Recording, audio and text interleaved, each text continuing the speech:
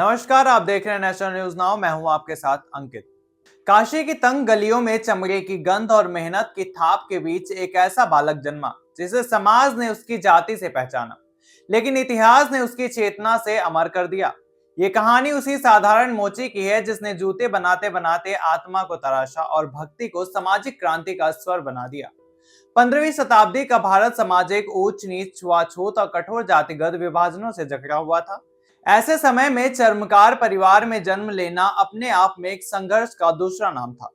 लेकिन रविदास ने परिस्थितियों को अपनी पहचान नहीं बनने दिया। उन्होंने अपनी पहचान स्वयं गढ़ी, विनम्रता, भक्ति और समानता के विचारों से। बचपन से ही उनका मन आध्यात्मिक चिंतन में रहता था। वे साधु संतों की संगति करते थे, भजन गाते थे और ईश्वर के प्रति अगाध श्रद्धा रखते थे। घर का पैतृक पेशा जूते बनाना था और उन्होंने इसे कभी त्यागा नहीं। वे चमड़े सीते थे, पर उनके भीतर आत्मा की सिलाई चलती रहती थी।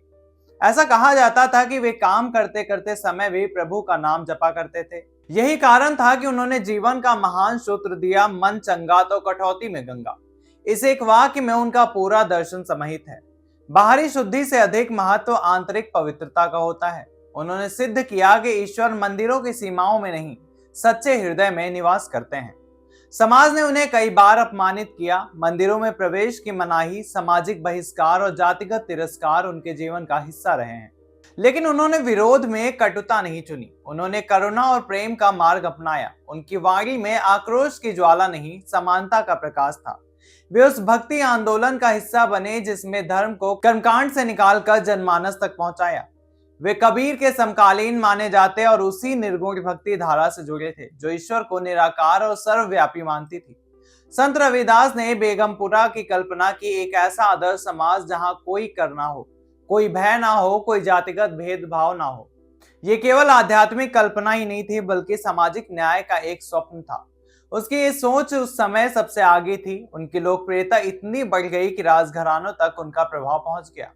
मेवाड़ की भक्ति परायण राजकुमारी मीराबाई ने उन्हें अपना गुरु माना। ये घटना उस समय की सामाजिक संरचना के लिए एक बड़ी क्रांति थी, जहां एक चर्मकार संत को राजघराने की महिला अपना आध्यात्मिक मार्गदर्शन स्वीकार कर चुकी थी। उसकी रचनाएं आज तक की जीवित हैं और उनकी वाणी का प्रभाव सीमाओं से परे है। उनकी कई वाणियां गुरु ग्रंथ साहिब में संकलित हैं, जो इस बात का प्रमाण है कि उनका संदेश सार्वभौमिक था।